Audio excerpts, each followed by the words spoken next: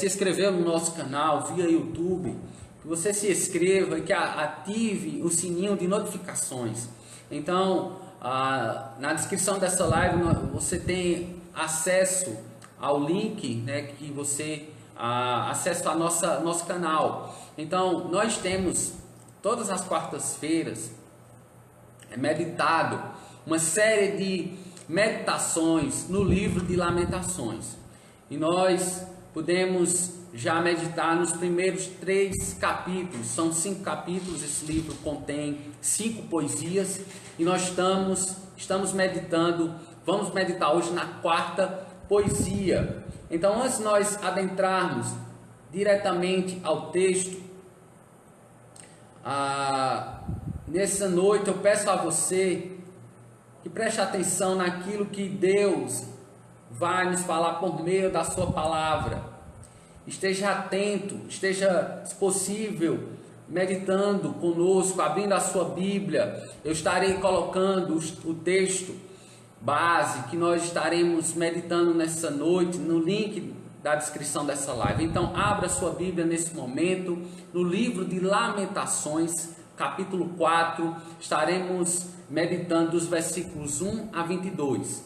Antes de nós fazermos a leitura, na primeira poesia, vimos a queda das cidades de Jerusalém, Judá e Israel, por consequência não meramente política, sobretudo em decorrência dos pecados do povo. Então, o contexto a qual os autores deste livro, né, porque nós entendemos que as 5 poesias, os 5 capítulos que compõem este livro, provavelmente, segundo estudiosos, foram escritos por autores diferentes, né?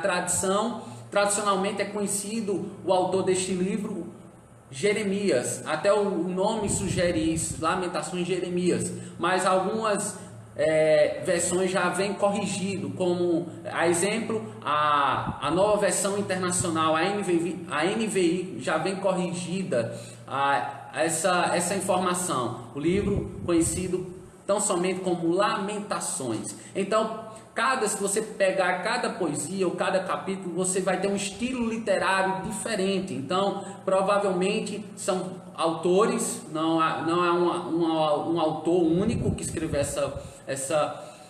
esse livro. Então, entendemos que o autor é desconhecido, os autores são desconhecidos. Então, o primeiro capítulo nós vemos a queda de Jerusalém, Judá e Israel, e a consequência não meramente política, mas tão somente o pecado da nação que agredia a santidade de Deus.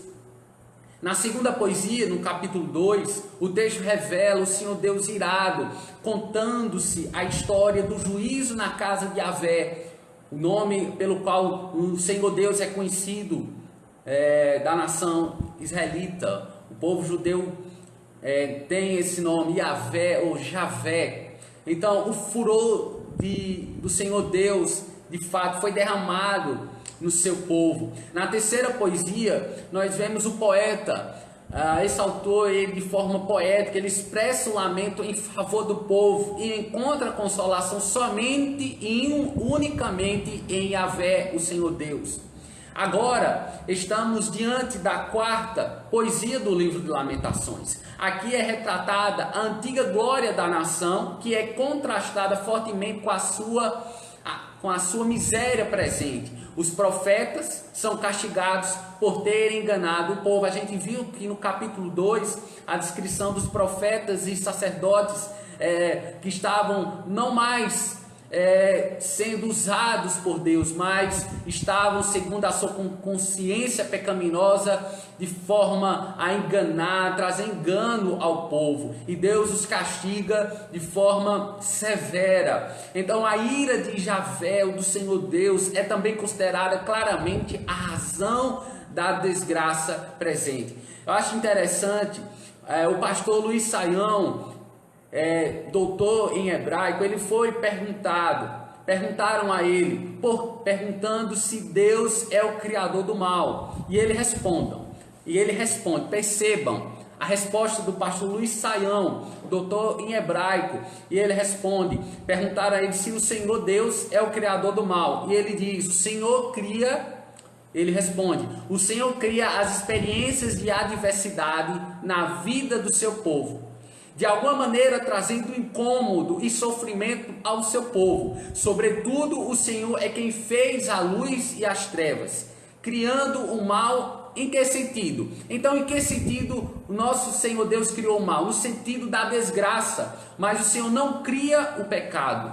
Não é o criador do pecado. Deus permitiu a possibilidade das suas criaturas pecarem, e assim elas o fizeram em rebelião. A gente vê que Deus cria o mundo em perfeito estado, a sua criação em perfeito estado, o homem como cabeça e a mulher como auxiliadora idônea, coroa da sua criação. Ele lhes dá uma ordem no Éden e eles foram desobedientes. Então Deus,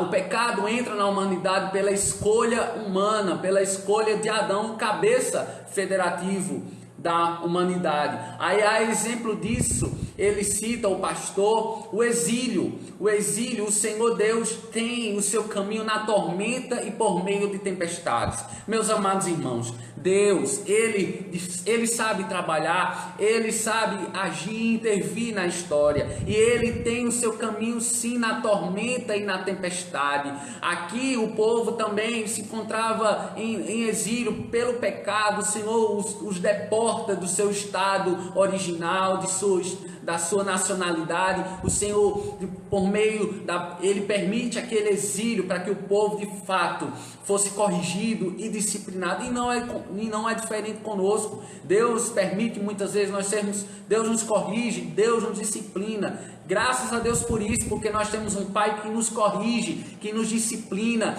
que nos trata com amor e com fidelidade, segundo a sua aliança que Ele estabeleceu conosco. Então, vamos meditar no seguinte tema nessa noite: a ira do Senhor é acompanhada de sua misericórdia. O furor do Senhor é acompanhado de sua compaixão, da sua piedade, da sua misericórdia, porque o Senhor, Ele é misericordioso, Ele é assaz benigno. Então, uma pergunta, um questionamento para nós refletirmos nessa noite de forma breve: de que maneira a ira do Senhor foi aplicada no seu povo? Então, esse mesmo Deus que derrama a sua ira é o mesmo Deus que, pelo derramamento da sua ira, Ele concede misericórdia, compaixão, é acompanhada de misericórdia e de compaixão. De que maneira a ira do Senhor foi aplicada no seu povo? Em primeiro lugar, por meio da advertência do Senhor ao povo, dos versículos 1 ao 16, e em segundo lugar e último, por meio do castigo do Senhor ao povo, dos versículos 17 a 22. Então, antes de nós entrarmos no texto propriamente dito, vamos orar nesse momento. Peço ao Senhor que lhes fale ao coração. Pai, Tu és bom e a Tua misericórdia dura para sempre. Louvado seja o Teu santo nome. Temos a oportunidade de meditarmos nas sagradas letras, na Tua sagrada Escritura. Fala conosco aos nossos corações, aos ouvintes da Tua palavra, que o Senhor venha nos consolar, venha de fato trazer, ó Deus, ó Pai, ensino, instrução, confortar, confrontar a nossa fé, a fé que o Senhor nos deu no Teu Filho Jesus Cristo. Nos conforma à imagem do Teu Filho Jesus, em nome de Jesus Cristo. Amém. Graças a Deus. Eu vou colocar nesse momento o texto a qual nós estamos refletindo nessa noite, para que os amados possam ter acesso. Lamentações, capítulo 4, dos versículos 1 a 12. Nós estaremos lendo nesse momento. Só um momento.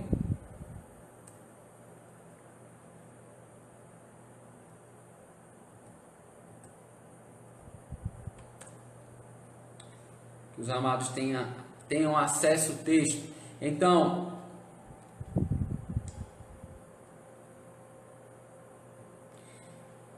em primeiro lugar, Deus deu uma advertência ao povo. Deus sempre alerta, Deus sempre adverte o seu povo. Esses primeiros 16 versículos são divididos em 3 seções. Então, vamos dividir, é como se houvesse uma divisão desses 16 primeiros versículos, que expressam a ira do Senhor Deus. Então, nesse momento, vamos ler o capítulo 4, dos versículos 1 ao 16. Acompanhe comigo. Acompanhe comigo. Capítulo 4 de Lamentações, dos versículos 1 ao 16. Diz assim: como ouro perdeu o brilho, como ouro fino ficou embaçado, as pedras sagradas estão espalhadas pelas esquinas de todas as ruas, como os preciosos filhos de Sião, que antes valiam o seu peso em ouro, hoje são considerados como vasos de barro, obra das mãos de moleiro. Até os charcais oferecem o peito para amamentar os seus filhotes, mas o meu povo não tem mais coração. É como as avestruzes do deserto. De tanta sede, a língua dos bebês gruda no céu da boca. As crianças imploram pelo pão, mas ninguém as atende. Aqueles que costumavam comer comidas finas passam necessidade nas ruas. Aqueles que se adornavam de púrpura, hoje estão prostrados sobre montes de cinza. A punição do meu povo é maior que a de Sodoma, que foi destruída no instante, sem que ninguém a socorresse. Seus príncipes eram mais brilhantes que a neve, mais brancos do que o leite, e tinham a pele mais rosada que rubis. A sua aparência lembrava safiras, mas agora estão mais negros do que o carvão. Não são reconhecidos nas ruas. Sua pele enrugou-se sobre os seus ossos. Agora parecem madeira seca. Os que foram mortos à espada estão melhor do que os que morreram de fome, os quais, tendo sido torturados pela fome, definham pela falta de produção das lavouras. Com as próprias mãos, mulheres bondosas cozinharam seus próprios filhos, que se tornaram sua comida. Quando o meu povo foi destruído, o Senhor deu vazão total à sua ira, derramou a sua grande fúria. Ele acendeu em Sião um fogo que consumiu os seus alicerces. Os reis da terra e os povos de todo o mundo não acreditavam que os inimigos e os adversários pudessem entrar pelas portas de Jerusalém. Dentro da cidade foi derramado o sangue dos justos, por causa do pecado dos seus profetas e das maldades dos seus sacerdotes. Hoje eles tateiam pelas ruas como cegos, e tão sujos de sangue estão que ninguém ousa tocar em suas vestes. Vocês estão imundos. O povo grita para eles: afastem-se, não nos toquem. Quando eles fogem e andam errantes, os povos das outras nações dizem: aqui eles não podem habitar. O próprio Senhor os espalhou, ele já não cuida deles. Ninguém honra os sacerdotes, nem respeita os líderes. Percebam a situação caótica a qual esse povo se encontrava. Sião, Jerusalém, de fato que a cidade que tem o coração do Senhor, a cidade que o Senhor tem uma aliança, teve no passado e tem uma aliança de fato eterna com o povo de Israel. Meus amados irmãos, nós estamos diante de um texto onde o Senhor Deus ele está advertindo, ele está alertando, ele está usando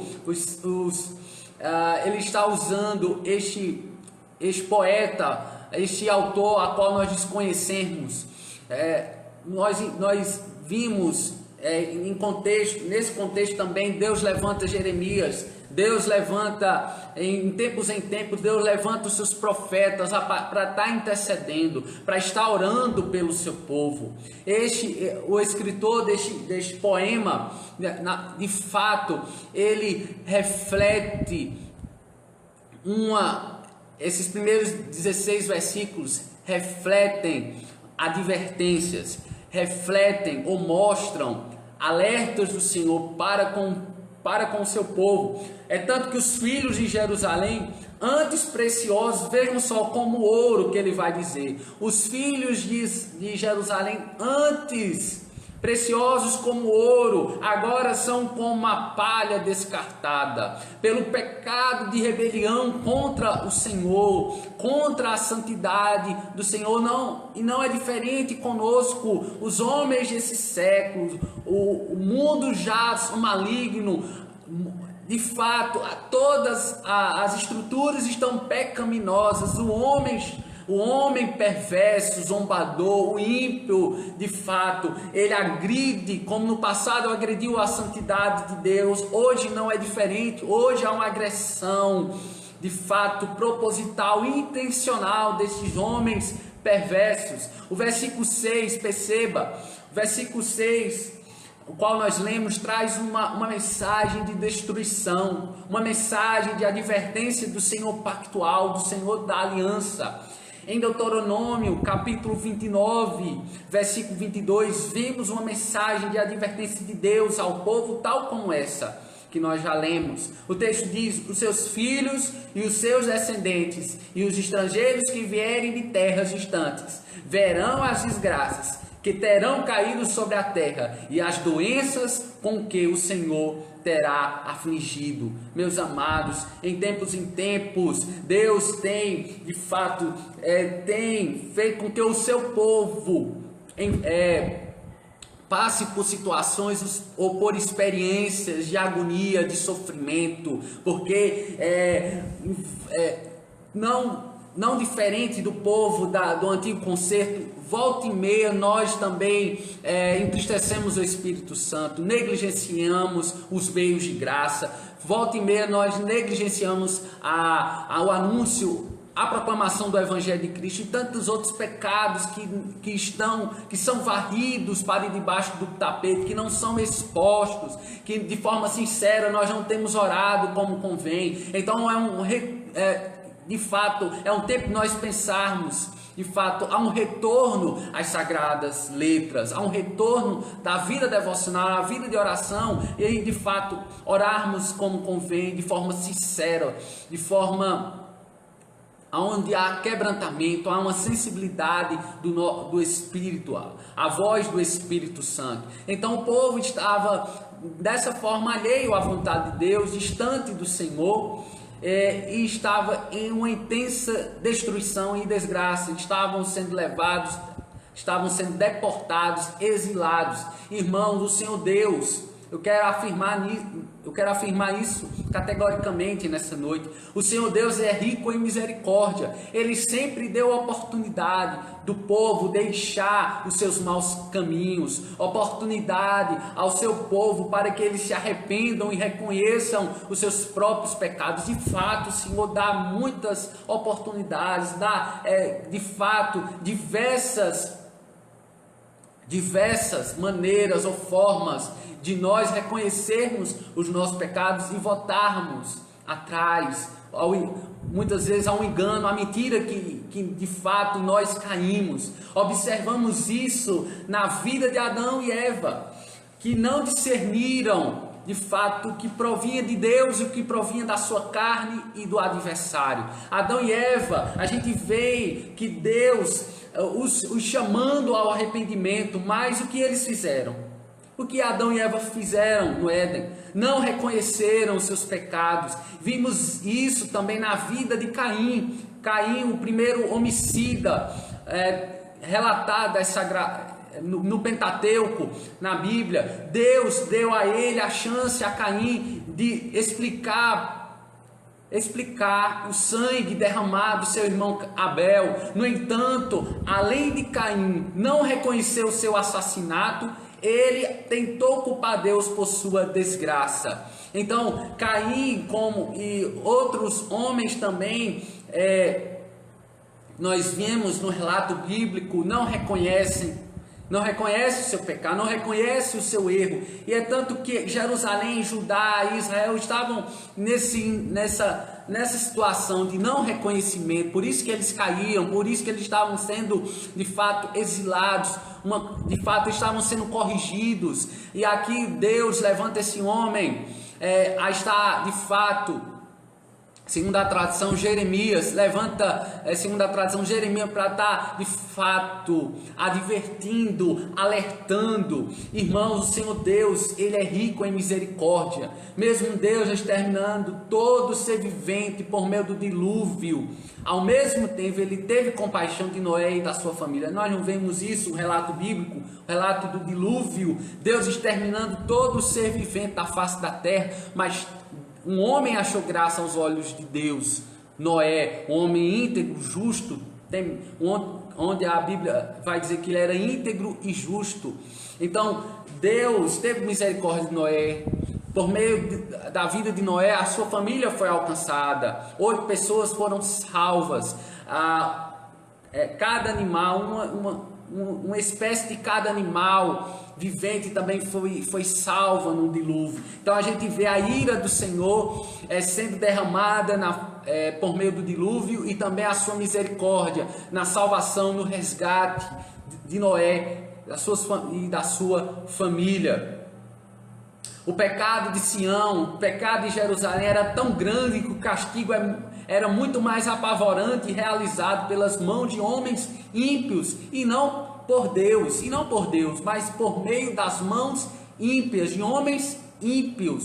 Em tempos, Deus tem tido piedade, de fato, de homens perversos, zombadores e ímpios que agridem a sua santidade. De fato, em tempos, Deus tem demonstrado misericórdia, compaixão e piedade para com esses homens perversos, zombadores e ímpios. A gente vê essa figura, né, no Salmo 1, né? A gente vê a figura desses homens. Eu vou abrir aqui, estarei lendo o Salmo 1. Abra sua Bíblia aí comigo, para nós vermos a figura desses homens, narrada ou cantada pelo salmista. O Salmo 1 diz assim: como é feliz aquele que não segue o conselho dos ímpios, não imita a conduta dos pecadores, nem se assenta na roda dos escarnecedores ou zombadores. Então, nós vemos aqui a figura destes homens perversos, zombadores, ímpios.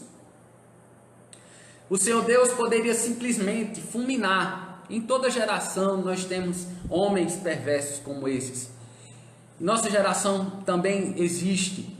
Deus simplesmente podia fulminar esses homens perversos, zombadores e ímpios, todos com o sopro de sua boca. No entanto, o que Deus faz? Ele envia o seu único filho, o unigênito do Pai, para morrer a morte e sofrer o castigo reservado a homens ímpios, pelo qual a igreja vive e existe. Louvado seja o nome do Senhor, bendito seja o nome do Senhor. O pecado, quando nós refletimos no pecado, ele de fato é um vírus pior do que o Covid-19, porque o Covid-19 nos leva a uma morte terrena, mas o pecado pode nos levar além de uma morte terrena, a segunda morte, que é a morte espiritual, do distanciamento eterno para com o nosso Deus. Então, a única solução, o único antídoto, a única vacina do pecado é o nosso Senhor Jesus Cristo.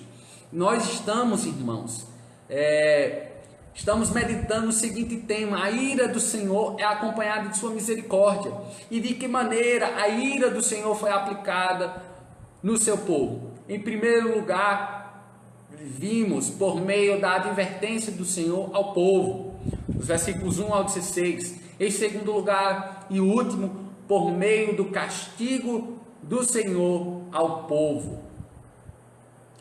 Por meio do castigo do Senhor ao povo. Vamos ler agora dos versículos 17 a 22, onde vemos o castigo do Senhor sobre o seu povo, devido eles não terem dado crédito à sua advertência. Então eles não estavam dando crédito, eles não estavam ouvindo, escutando os alertas. Então Deus os castiga. Dos versículos 17, acompanhe comigo, dos versículos 17 a 22. Nossos olhos estão cansados de buscar ajuda em vão. De nossas torres ficávamos à espera de uma nação que não podia salvar-nos. Cada passo nosso era vigiado. Nem podíamos caminhar por nossas ruas. Nosso fim estava próximo. Nossos dias estavam contados. O nosso fim já havia chegado. Nossos perseguidores eram mais velozes que as águias dos céus. Perseguiam-nos por sobre as montanhas. Ficavam de tocaia contra nós no deserto. O ungido do Senhor, o próprio fôlego da nossa vida, foi capturado em suas armadilhas. E nós, que pensávamos que sob a sua sombra viveríamos entre as nações, alegre-se e exultem. Ó terra de Edom, você que vive na terra de Uz, mas a você também será servido o cálice. Você será embriagada e as suas roupas serão arrancadas. Ó cidade de Sião, o seu castigo terminará. O Senhor não prolongará o seu exílio, mas você, ó terra de Edom, ele punirá o seu pecado e porá à mostra a sua perversidade. Graças a Deus por sua palavra. Então eles não ouviram a advertência, o alerta do Senhor usando os profetas, e agora eles estavam à mercê do castigo do Senhor. O povo depositou a sua confiança em lugar errado. Eles estavam depositando a sua confiança e destinando a sua confiança em lugares, em situações erradas. E por isso foram amargamente castigados. Irmãos, Deus levanta o profeta Jeremias para alertar o povo. Mas o povo se volta contra Deus e coloca sua confiança em uma nação estrangeira e ímpia. Vejam só. Eles colocam a confiança numa nação ímpia e estrangeira. Vemos o Senhor Deus tendo misericórdia de Jerusalém e consolando. No entanto, aplicando a sua justiça, aplicando a justa punição por causa de sua desobediência. Irmãos, hoje vivemos um contexto de calamidade, o Covid-19. Com toda certeza, a ira do Senhor Deus é derramada em alguma proporção contra a impiedade humana, passível de morte, terrena e espiritualmente. Paulo vai declarar em Romanos 6:23, porque o salário do pecado é a morte, mas o dom gratuito é mediante o Senhor Jesus Cristo. A sociedade de hoje vive alheia à vontade de Deus, comendo, bebendo, dando-se em casamento, como nos tempos de Noé, sem crer em Deus e em sua palavra. Infelizmente, esse é o cenário onde a igreja está inserida, uma sociedade ímpia, uma sociedade cética de Deus, de fato, de crença em Deus. A igreja de Cristo, nós, no entanto, também vivemos em pecado muitas vezes. Por muitas vezes parecermos com o mundo. Em que sentido? Esquecendo-nos da ética do reino de Deus, que é ser sal da terra, luz do mundo e promovendo a glória de Deus aonde nós estamos colocados, aonde nós estamos postos. Que Deus tenha misericórdia de nós nessa noite. Vamos orar nesse momento, curva a sua cabeça, peça que o Senhor esteja nos cobrindo da sua misericórdia, nos cobrindo da sua graça nessa noite. Pai, nós sabemos, ó Deus, que nada merecemos do Senhor, porque pecamos diariamente e agredimos a tua santidade. Ó Deus, em nome de Jesus Cristo, nos perdoa os nossos pecados, sara a nossa terra, sara a nossa vida, cura-nos, ó Deus, restaura-nos por completo, em nome do teu Filho amado Jesus Cristo. Ó Senhor, ó Pai eterno, tu és bom e eterna a sua misericórdia. Vem sobre nós, vem sobre a tua igreja, trazendo e estende o teu braço de misericórdia, de compaixão, de piedade sobre as nações, sobre o nosso país, sobre os nossos estados, e nos faz uma igreja mais atuante, mais operosa. Ó Deus, em tempos difíceis, nós venhamos de fato ser sal da terra, ser luz do mundo, sermos promotores e divulgadores da tua glória, porque foi para isso que o Senhor nos chamou das trevas, para a tua maravilhosa luz, para que de fato possamos resplandecer Cristo em atitudes e ações, nos conformar à imagem do teu Filho Jesus. Essa é a nossa oração, crendo que o Senhor fará segundo o que te apraz, em nome do teu Filho Jesus Cristo. Amém. Graças a Deus. Quero mandar